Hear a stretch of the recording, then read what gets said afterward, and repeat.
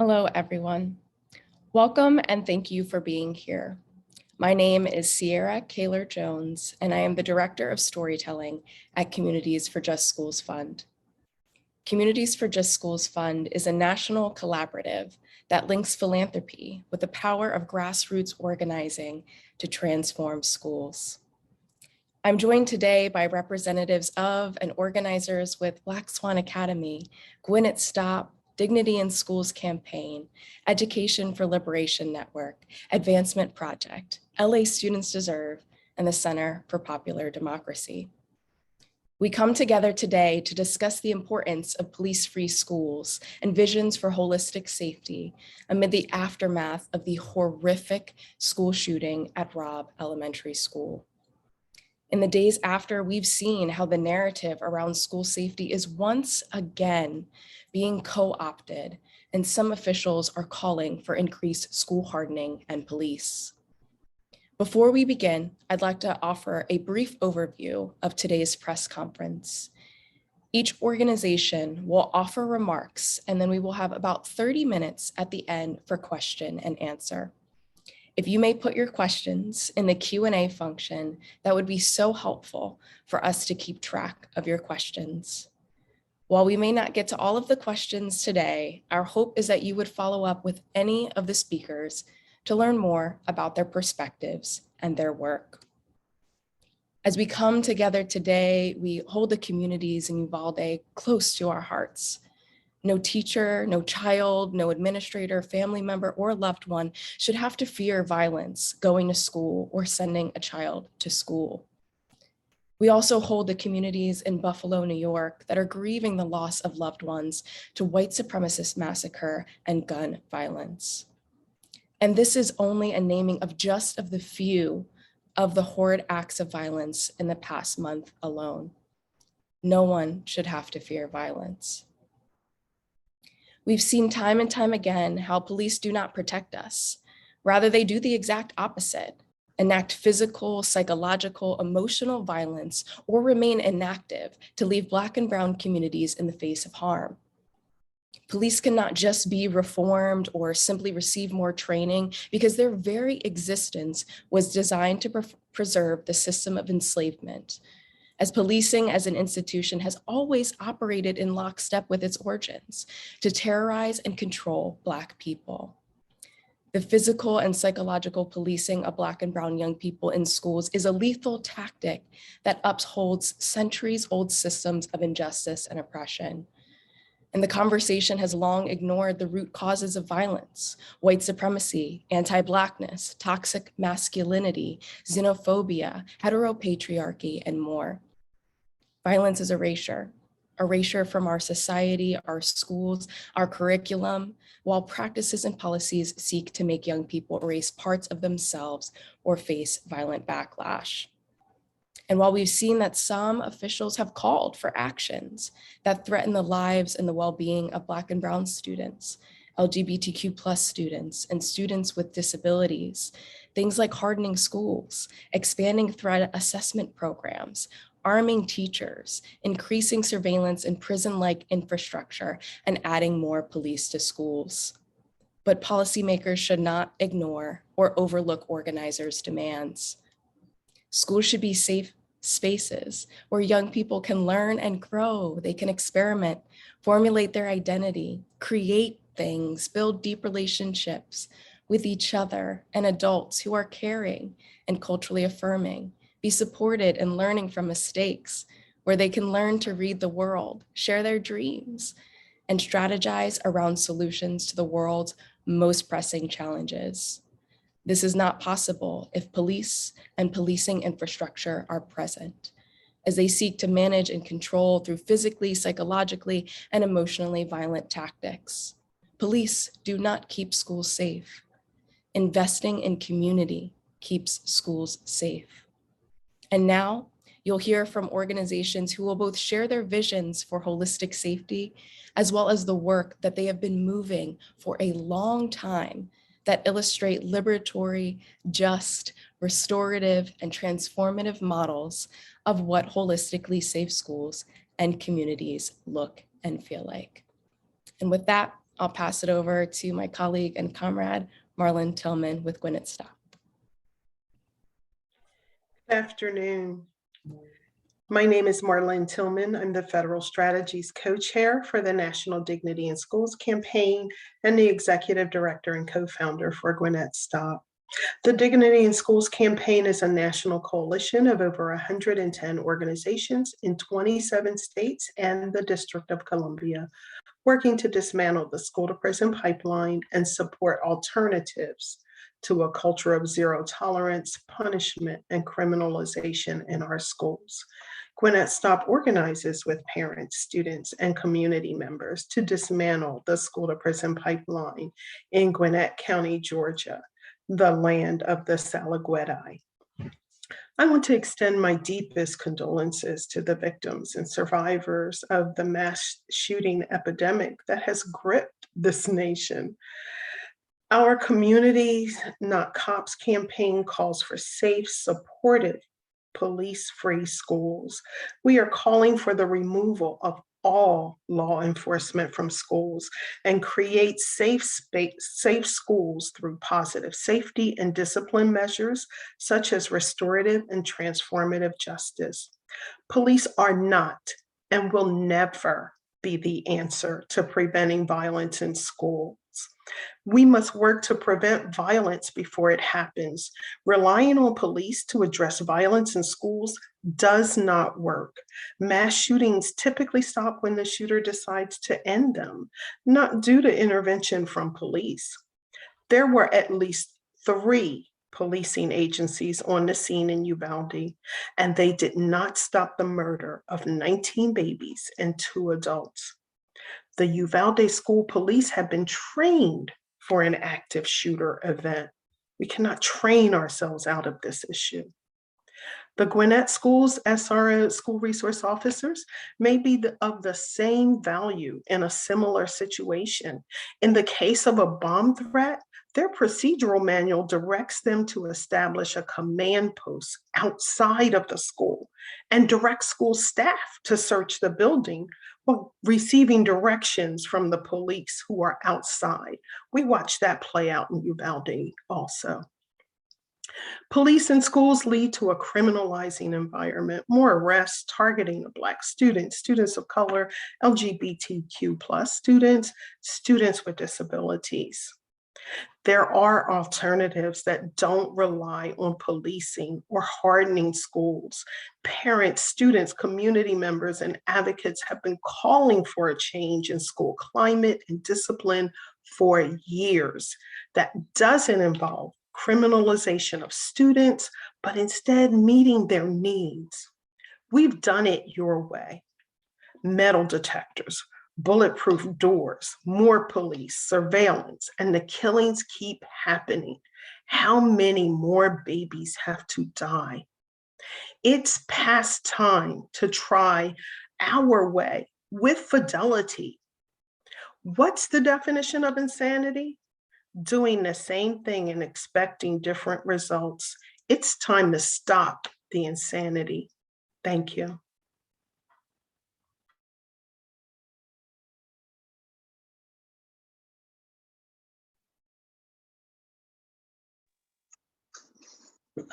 Hello, everyone. I am Samantha Paige Davis. I use she, they pronouns, and I am the founder and executive director of the Black Swan Academy based out of Washington, D.C.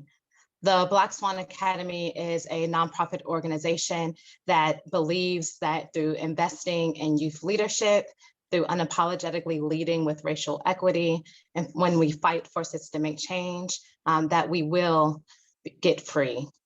And we do that by supporting high school and middle school age Black youth and BIPOC youth here in Washington, D.C., and some of the most underserved communities here in D.C. Young folk lead our work, they direct our work, and they do that by every year coming together to vote on the most pressing issues impacting their lives, their families, their schools, and their communities. Since 2018, 2019, young folk have been calling on our city leaders here in DC to love us, don't harm us. Along with that demand, included a broad vision that calls for the investment in all policies and procedures and resources that will create truly safe, healthy, and more equitable learning environments.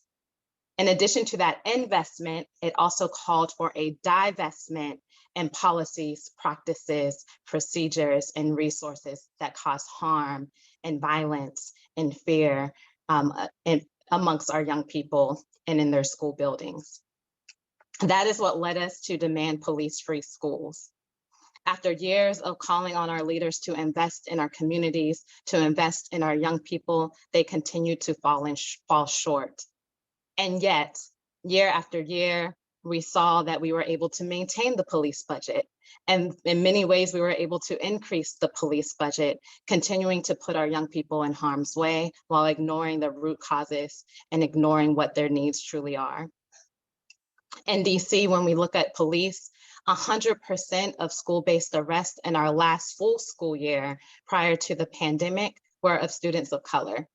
92% were our Black students. 33% were students of color with disabilities. So when we say police-free schools, what we are doing is centering the most marginalized young people in our classrooms, in our homes, in our communities, and saying they too deserve safety. They too deserve to be loved and protected and be embraced in their full authenticity.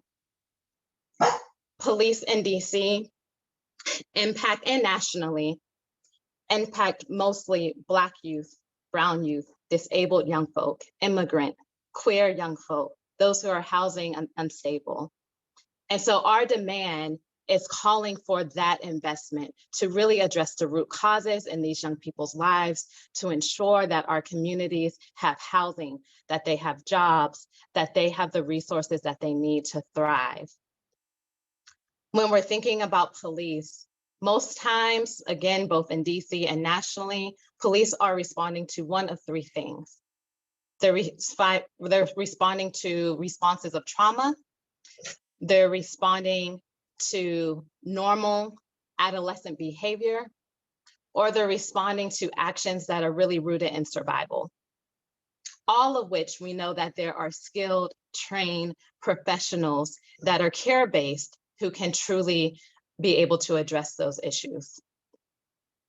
We have a young person, Raven, who at the time was 18 and is now a 22-year-old mother, who really connected this to what seems a universal demand around ending the school to prison pipeline.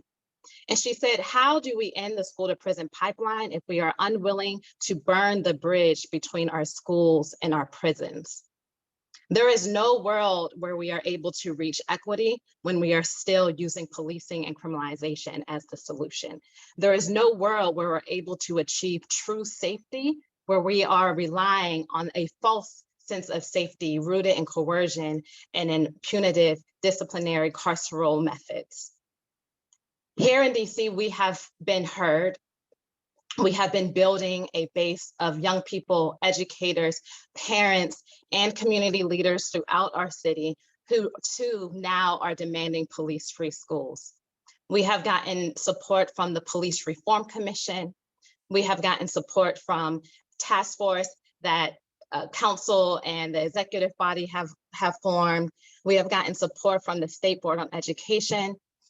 And in 2020, we were able to receive our first small win of removing the security contract out of MPD and into DCPS, or DC Public Schools. Again, small win, but what that allowed is to make sure that that $23 million contract of unarmed traditional security guards were not meeting the training and the expectations and tied to the police department. Since then, we were also able to achieve a unanimous vote last budget season to remove police from schools gradually in DC, starting last year to 2025. Unfortunately, there's a lot of opposition. And so we found ourselves spending this year pushing back on Mayor Bowser's efforts to yet again increase the budget for police officers in our city and to stop the phase out of SROs in our schools. And yet the power of young people still prevailed. Today, in fact, our council is voting for their final vote on the city's budget to yet again commit to removing police from schools. This will be a gradual phase out starting this year, where 20+ police will be removed from our schools until they are completely removed in 2025. This is in addition to legislation looking to disarm MPD when they are on school campuses, looking to remove MPD's practices in truancy and wellness checks, and looking to invest radically in our young people in our schools, through looking at mental health supports, through looking at how we can create a pipeline to care-based positions, to looking at how we can have violence interrupters and mutual aid support for our young people. All in all, when we're talking about police-free schools universally, this is a call of love. This is a call of true safety. This is a call of faith, knowing that a world exists where police are not needed, knowing that a world exists where we have the resources necessary, not just to survive, but to thrive. Thank you.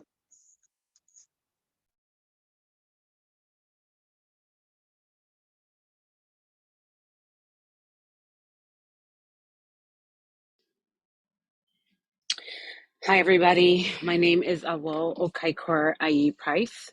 I am the Executive Director of the Education for Liberation Network. The Education for Liberation Network is a national coalition of teachers, community activists, researchers, youth, parents, organizers who all believe that a good education should teach people, particularly young youth of color, students who are living in poverty and in low-income communities, how to understand and challenge the injustices that their communities face.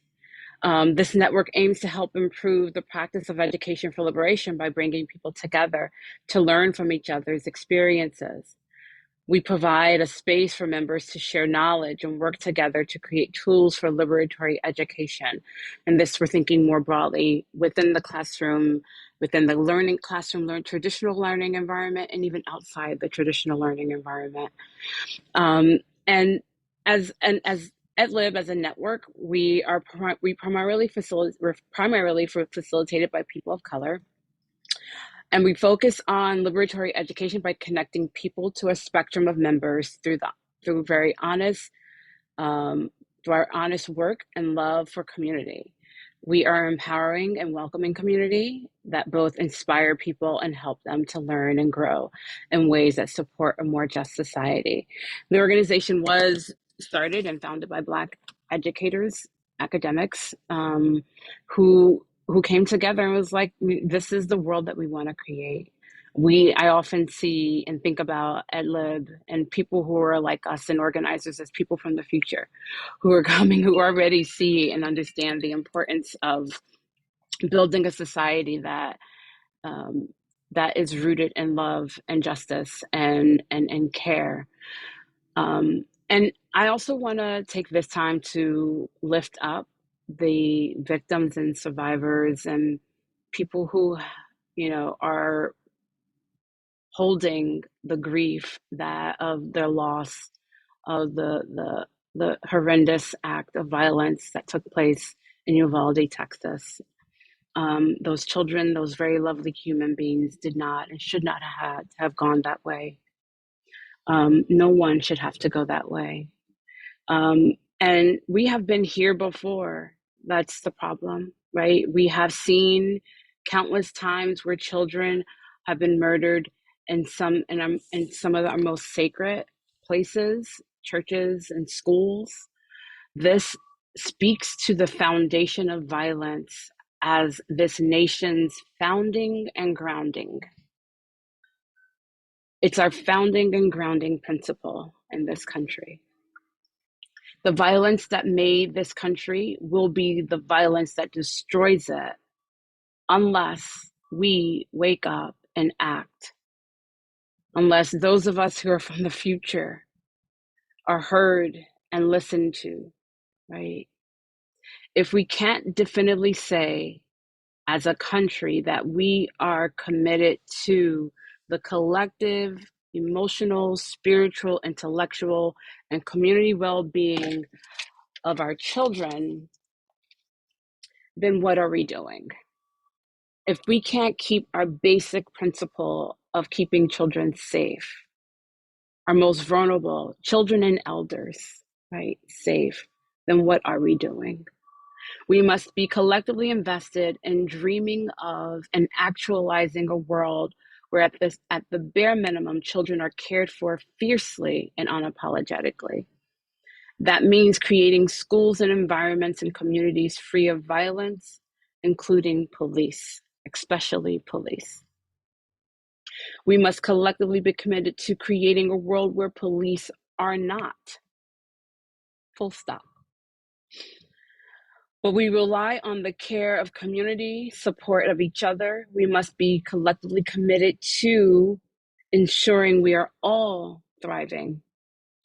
In my research work, I have been able to gather when people are looking for communities that, or what people are searching for in communities, are ultimately well-being to thrive. And what I've found is that there are components elements that we need collectively, holistically, that will help that come together. And that is, in addition to schools supporting, yes, the intellectual well-being of children, but we should also be committed to supporting the social, emotional, and spiritual well-being of our children. We should also be committed to supporting the community and communal well-being. And so this, in order for us to get there, we must think about what are the root causes to the ways that we see violence, extreme versions of that, what we're experiencing right now with these mass shootings, right? What's actually causing this violence, right? Let's get to the root of it, right? How do we come together collectively and say, we are not going to allow this to happen again? There's been times in our society where we have collectively come together and said, hey, we no longer want this because it's a public health issue. And the one of these incidences I can think about is the ways that smoking has changed our society, right? We all collectively came together and said that secondhand smoke was a public health issue, and it's causing a problem to the point where we banned it in schools, we banned it in playgrounds, we banned it in libraries and on planes, right? Because we understood it as a public health issue.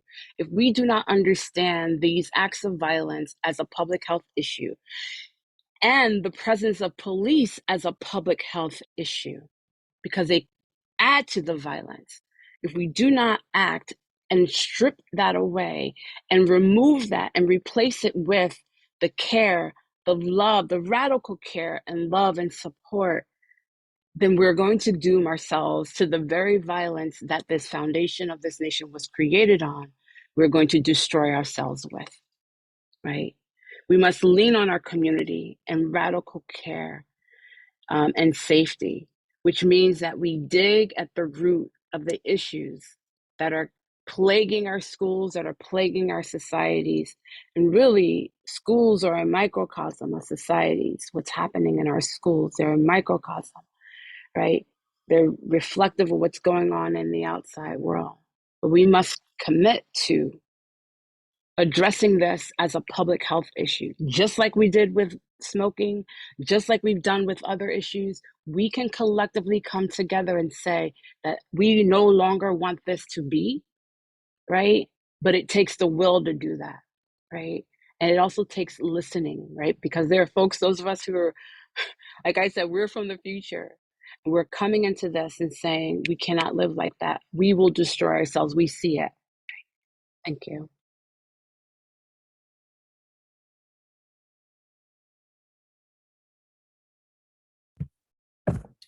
Good afternoon. My name is Ashley Sawyer. I am a senior attorney at Advancement Project. Advancement Project is a more than 2-decade-old movement lawyering organization committed to racial justice and the civil rights of students and students of color across the United States. I want to first join the other panelists in acknowledging the horrific loss of life in Uvalde and just acknowledging the grief that everyone is holding in this moment for the loss of life in Texas, as well as school shootings that have happened over and over again all over this country. But I want to continue to emphasize the same point that hardening of schools, the militarization of schools, and increasing school police will not work. Police do not keep us safe. And I cannot emphasize that point enough. School police do not keep students safe. They do not prevent or end school-based shootings. There are now a number of studies backing this belief that actually increased school police and increased training for school cops doesn't stop mass shooting. So we have to come back to what works. And we know that that is building positive school climate and investing robustly in the types of supports that young people need in order to feel safe, whole, affirmed, and supported in their school environment. That is not police. Police do not keep students safe, and they do not prevent school-based shootings. And we know that in the wake of school shootings, there's this often knee-jerk reaction. We saw it in Florida to say that every school should have school cops or that police should be deployed to schools all over the state. And we know that that didn't work. It doesn't work. It didn't work for Florida, and it's not going to work for Texas or any other state. Advancement Project has been partnering with the Alliance for Education Justice for years. We have a map where we've been tracking some of the horrific incidents where school police have actually been purveyors of violence. We know that police are perpetuators of both physical assaults of students and more often sexual assaults of students. I'm sharing with many of you our Police Free Schools map, where we have looked at some of the assaults. We can start with Spring Valley in 2015, where a young Black girl was thrown to the ground by a school cop and violently assaulted and then arrested. We can think about Eustis, Florida, where another Black girl was tasered by a cop. We can think about more recently in 2021, Mona Rodriguez, a young girl, 18 years old, the mother of a 5-month-old baby, was killed by a school resource officer in Long Beach, California.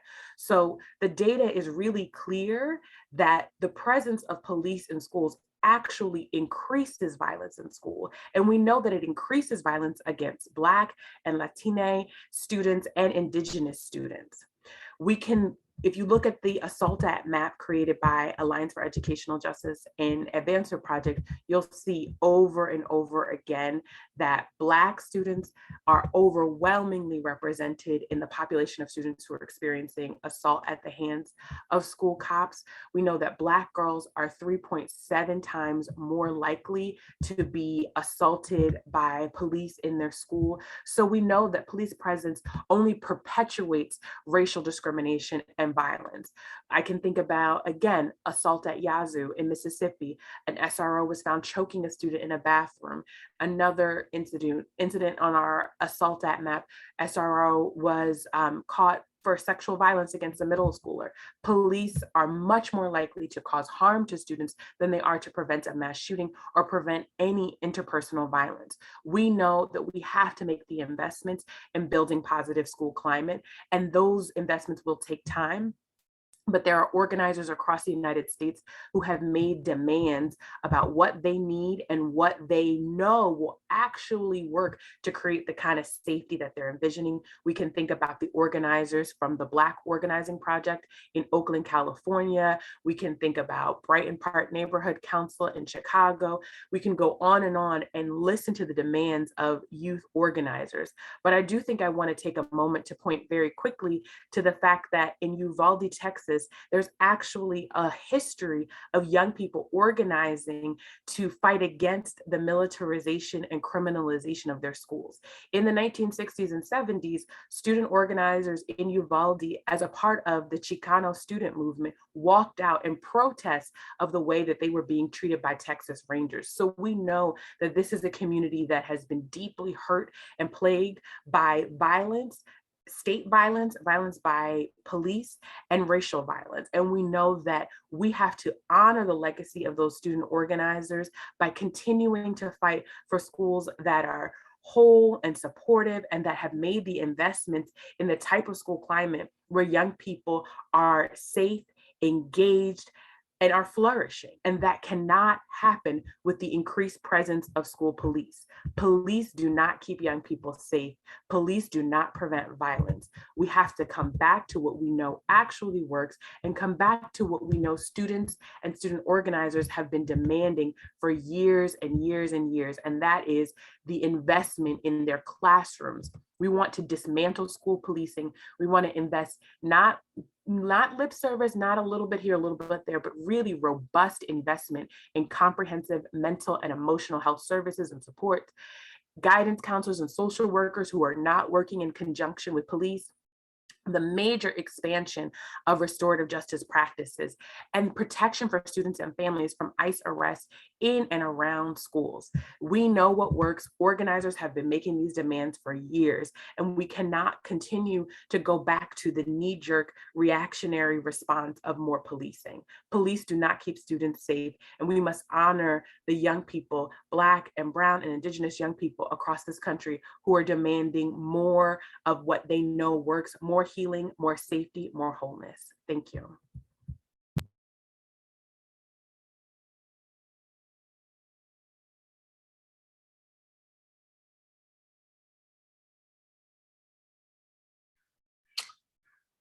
Hello. Good morning to everybody on the West Coast with me. Good afternoon to folks on the East Coast. My name is Joseph Williams. I am the director of Students Deserve, and I'm also a core team member with Black Lives Matter Los Angeles.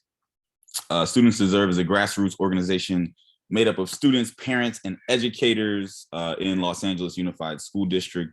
We are intergenerational, but intentionally youth-led. We center Black youth who have been disproportionately impacted by school criminalization, policing, and push out in schools. We've had a partnership with Black Lives Matter Los Angeles since about 2015, 2016 to make Black Lives Matter in schools, using the movement for Black Lives Invest, Divest model to push for divestment from school policing and criminalization and investment in resources that students really need and deserve, right? And so clearly, so many of us, as you've heard from everybody who's spoken, so many of us from all across the country have been pushing for some of the same things for years, for decades even. And here in LAUSD in Los Angeles, that's the same. LAUSD is the second largest school district in the country, and there has been a long history of organizing against school hardening and policing measures in LAUSD.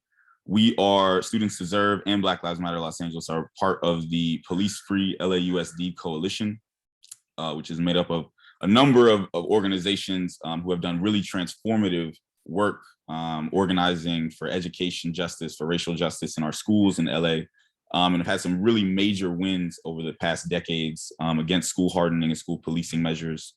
We won school-wide positive behavioral interventions and supports. Folks in the coalition work to end willful defiance suspensions, which were disproportionately allowed to kick Black youth out of school for any reason, right? We ended we stopped the Los Angeles School Police Department from receiving tanks and grenade launchers through the 10 to 33 program that would have allowed the federal government to transfer grenade launchers and tanks to a school police department, right? We ended daily random searches in LAUSD, where students every single day were taken out of class and searched, their belongings, their person, their lockers, and were criminalized and had things like hand sanitizer and Sharpies confiscated. right? And were criminalized for bringing these things to school. And from the district's own data, they recovered 0 firearms in the 3 years that we were able to receive data from them, which was the supposed reason. But what it did do was criminalize countless numbers of especially Black students and also Brown, Indigenous, Muslim, and other students every single day in LAUSD. We banned the use of pepper spray by school police in 2020. Following the racial justice uprisings, following the murder of George Floyd, we were able to organize with the Police Free LAUSD Coalition to cut the school police budget by $25 million. And this is a school police budget that before was one of the largest in the country, over $80 million entirely for a school police department. And we also were able to remove cops from campus and create the Black Student Achievement Plan, which was funded to over $100 million, including restorative justice teachers, psychiatric social workers, academic and career counselors, school climate advocates, African-American studies and culturally responsive curriculum, and more, and $15 million towards community-based violence prevention, intervention, and de-escalation programs. And so this is part of an ongoing movement to transform schools that have historically criminalized and abused and underserved Black students, other students of color, low-income students, Indigenous students, and to transform the culture of schools, bring in restorative and transformative resources and practices. And we're seeing now that folks are using this tragedy in Uvalde, where 19 students were murdered and 2 teachers, and we and Students Deserve, along with everybody else who is named here, are sending our love and grief and anger and rage as well to the folks who are also experiencing those emotions in Uvalde. But folks are using this tragedy to try to reverse all of the hard-earned wins that students and parents and educators, especially Black students, have been pushing for years. And students this week in LAUSD sent a letter to the school board, or last week rather, sent a letter to the school board asking if they only removed cops from campus because it was popular to say Black Lives Matter. Did LAUSD only listen to Black youth because it was popular to say Black Lives Matter? And so we're in this moment where we're seeing a potential reversal, even as we're continuing to push for fully police-free schools, for abolition, for full transformation of our schools, and bring in restorative and transformative justice and community-based violence prevention and de-escalation and intervention services. We're seeing that folks are trying to return police to schools and increase policing in schools. And students are saying absolutely not. The community is saying absolutely not. Educators and parents are saying absolutely not. We must continue to move forward. We must continue to step into the future. There is still a movement to fully defund school police in Los Angeles and around the country, to move towards police-free schools, to bring in transformative and restorative justice, to bring in resources like the community schools model and so many other things to help transform and prevent these kinds of acts and transform school communities to be safer and wholesome and loving spaces, especially for youth who have historically been pushed out and criminalized. And this is especially personal to me as a former Black student who was criminalized at the age of 13 and spent time in a juvenile detention center. And I know that that was not the solution to prevent violence. And I know that that's not the solution for this generation of youth. And so I'm standing with our youth leaders, especially Black youth leaders and Students Deserve, and with our Police Free LAUSD Coalition, and demanding fully police-free schools and the transformation and reimagining of what school safety is and should be. Thanks, y'all.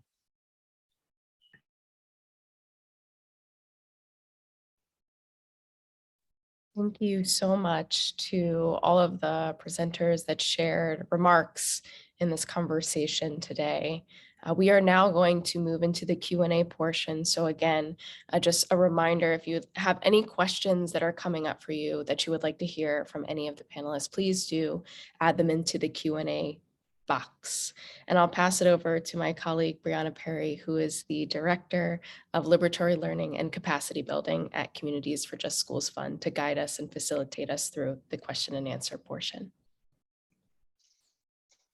Thank you so much, Sierra, for that introduction. And thank you so much to our speakers today. I just wanted to lift up a few gems that I wrote down throughout the conversation before we transition into Q&A. So thank you, Joseph, just for speaking now and sharing the work that y'all are doing in LA to end, or that you have done to end the daily random searches, and also for stressing that this is an ongoing movement to transform the culture of schools and push for abolition. So thank you. Thank you, Ashley, for just providing all of that context and reminding us of the assaults, including the sexual assaults that police officers have done, and for stressing the need for robust, I wrote down, the robust support that we need. Thank you, Marlon, for uplifting this invest, divest framework and saying that we need to remove funding from police and schools now, and we need to invest in the education system that will allow all students to thrive. And for you, Samantha, for even going further and saying that, like, you know, we need to survive, but also we need our students to thrive. And just sharing with us that this truly is a call of love and safety, ensuring that we have true safety for our students. And last but not least, Okaikor, thank you so much for uplifting this basic principle of needing to keep our children and elders safe. And if we aren't doing it, then what are we truly doing? And that we need to push for this support around like holistic well-being, including social, emotional, and spiritual well-being of our children, and getting to the root causes and really uplifting that framework of transformative justice. So I just wanted to express my gratitude and reflect that back, and we'll go ahead and get into the questions. So the first question from Minister Watkins: what federal legislation has been introduced, or which congressional members is the coalition working with to develop and promote bills to overcome these issues? And I believe I'll pass it to Vaughn to answer, and then if other speakers have a response to that question, you all can chime in as well. Absolutely. Thank you, Brianna. And I'm excited for this question. First off, my name is Vaughn Martin. I use they, them pronouns, and I'm from the Center for Popular Democracy. We are the largest multiracial organizing network in the country, and we work alongside a little over 50 grassroots organizations on powerful campaigns that they lead, including education justice and criminal legal justice.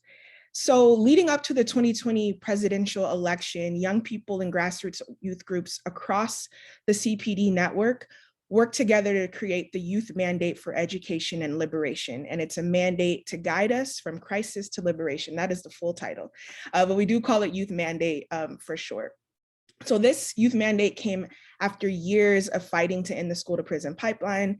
And in the youth mandate, students nationwide demanded and continue to demand schools to divest from police and instead invest more in teachers and school counselors, social workers, and culturally responsive education programs. The youth mandate has been endorsed by more than 100 ally organizations, many of which are on this call, and more than 6,000 individuals across the country.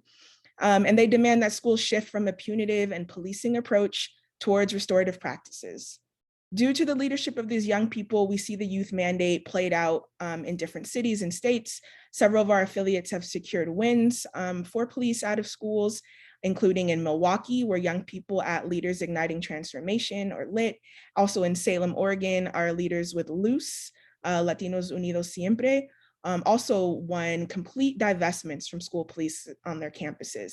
And they're currently working to protect those victories as decision makers look to reverse those decisions. So an anchoring element of the youth mandate is the Counseling Not Criminalization in Schools Act, or CNC. Representatives Ayanna Pressley, Ilhan Omar, and Jamal Bowman, along with Senators Chris Murphy, Elizabeth Warren, and Tina Smith, introduced the CNC to Congress in 2021. And we've been working alongside them ever since to push that legislation forward. The CNC prioritizes students' needs by ending federal funding for police in schools, while also helping to create a fund for schools to hire more counselors, social workers, and health professionals. Again, we're really excited and optimistic to continue to work with our allies at the federal level, the national level, and the local level with our affiliates to push this legislation forward and hopefully get it passed. If you want to learn more about that, I'm going to go ahead and put the youthmandate.com website in the chat. You can sign our petition there to stay more involved and to learn more about it. Thank you so much, Vaughn. And we definitely will make sure folks have that link leaving out of today as well. So the next question from Christina for the speakers. Do you think the rise of Black homeschoolers from 3% to an all-time high of 18% is due to the lack of safety of our Black children in schools? So that's for anyone who wants to answer, any speaker. And I'll also put the question in the chat too. Oh, I'm happy to weigh in on that. I'm not going to say that it's necessarily just that, okay? And so I think I want to also like redefine what safety is, right? And so we're talking emotional and physical safety. I think what a lot of Black parents are seeing now is that their children aren't in the curriculum. Their children's culture is not taken into account. Their history is not taken into account. They're not seeing culturally affirming practices happening in public schools for the most part. And it makes you as a parent look at things differently, take other things into account, and look at how you can get something that's more culturally sustaining, culturally affirming, and that you see and that your children are interacting with educators who look like them, see them as a value, even if they don't look like them, but seeing themselves infused throughout the curriculum and being valued and honored. And I think that helps to drive it, as well as the lack of physical, emotional safety that goes on. Thank you, Marlon, for that response. Just want to see if anyone else wants to weigh in before we move on to the next question. I want to add to that. I think what the pandemic did or is doing is it also gave people pause. A lot of people pause. It gave them time to think, reflect, and people also use it as an opportunity to keep their kids home. Right. This actually came up for even within my own household when it was time for us to have the kids go back. My daughter said, "You be out of your mind if you think I'm going back to school." Right.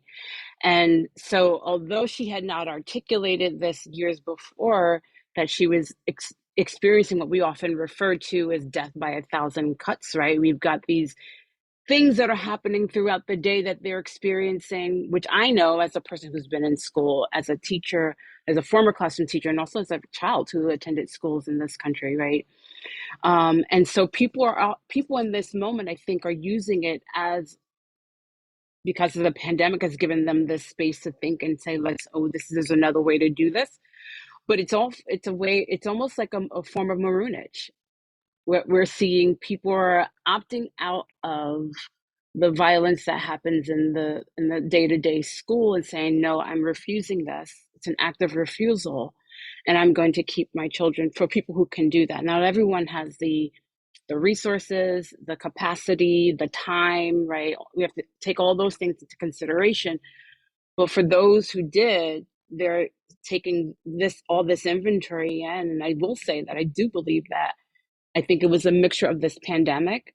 I think people might have already had it on their minds because they knew that there was things happening in the school.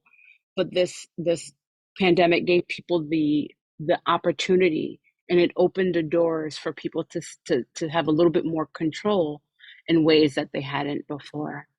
And we're also seeing with children, even my children went back because we had COVID this last week. But my daughter said to me, even though I'm going back to school, I don't want to be there. Like, I don't want to be there, right? And there are multiple things.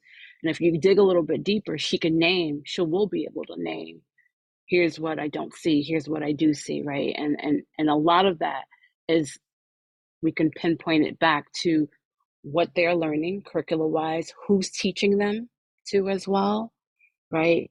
How schools are about control, right? Control of people that have voice, but people don't want to see them as having voice, right? We live in a country that we don't see, and we live in a society that doesn't see the full humanity of children, right? We see them as things that we can control, things that we can manipulate, and that's what they're experiencing in school, right? And so this is almost like a form of maroonage and refusal that people are engaging in their own way. Yeah, thank you for that, Kaikor. I definitely resonate with that, and it being an act of maroonage, I really, really love that. So thank you for uplifting that point. I think we have time for probably one last question, and if your question doesn't get answered, we have a list of them, and we'll be sure to get back to you with a response. So just want to say that even though we're a little short on time, we'll answer all the questions that folks have in a follow-up email. So no worries if your question doesn't get answered here. So the last question I believe we have time for is from Rashida. I hope I'm pronouncing your name right. If I'm not, please correct me in the chat. And this question is around disabilities. So how do we ensure the safety of children with disabilities who are amongst the targeted that you all mentioned, and yet are often left behind when it comes to safety planning and resource allocation? So again, whoever wants to weigh in, please feel free to do so. I can start with that. I really appreciate the question and centering of disabled young folk and families. For police-free schools, what we see in DC, as I mentioned earlier, when we're talking about who is most impacted, it is certainly our disabled young folk. We had an incident in 2021, time doesn't exist, where officers were called to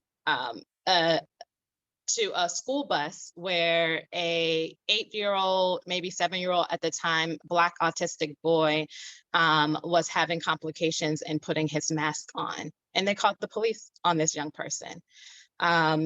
And so what we know is that the demand around removing police-free schools is absolutely essential when we're talking about protecting our disabled young folk. And when we're talking about what those investments need to be, it's absolutely essential to ensure that we're centering our disabled young folk, making sure that folk are following the laws and the regulations that already exist, making sure that when we're talking about the resources that schools need, that includes the advocates, that includes the assistance, that includes creating safe spaces for those who are disabled. And what I believe is key to be able to make all of that possible is, and I saw another question, is around who are we involving in our base building efforts? When we're talking about parents, what parents are represented, what educators are represented, and ensuring that the folk who are most directly impacted are the ones who are part of creating the solution, so that they can name, this is what we actually need. This is the solution that we know because we are experts, both professionally and in our lived expertise. I'd like to jump in as well. I think Samantha mentioned making sure that those who are most impacted are there creating the solutions.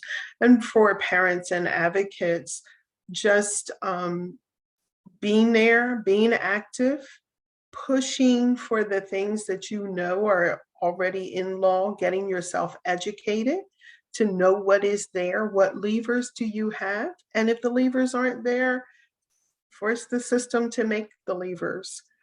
We have to be engaged. And the most important thing, many parents feel that it's only their child that has the problem. And too often, systems make us feel like it's only us. It's not only you. Talk to other parents, get together. The power of two parents is phenomenal.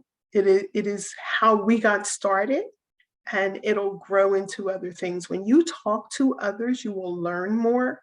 You will be able to expand the advocacy, and you'll be able to see how you can push for students with disabilities and ensuring that their needs are met all the way around. Yeah, thank you for that, Marlon. The power in getting with other folks and know you're not alone and pushing back against the isolation of that these systems want us to feel like we're alone. So thank you for uplifting that. And also to you, Samantha, it is important for us to think about who is in our base. Are these the folks who are impacted by these issues, who are most impacted by these issues? So thank you again to all of our speakers, Joseph, Ashley, Marlon, Samantha, Okafor. Thank you all so much. Again, we will make sure all the questions get answered. So even now, if you have a question, feel free to drop it in the chat and we'll make sure that gets answered. I'm gonna pass it back to Sierra to close us out. And again, just so much gratitude and love to all of you all who have shared and really pushed us and really made clear the call for us to push toward police-free schools. So thank you all.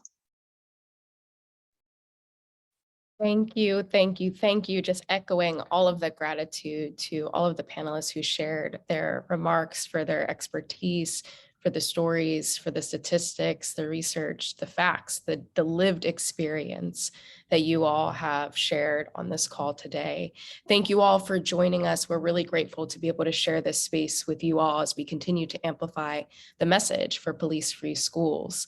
The message resounds that police do not keep students safe. Community keeps us safe. And so we will follow up with the links shared in the chat. We'll follow up with the chat. And thank you all for joining us again and for amplifying the important work to remove police from schools and ensure that schools are spaces that are holistically, emotionally, psychologically, physically, culturally safe. Thank you all and have a great rest of your day.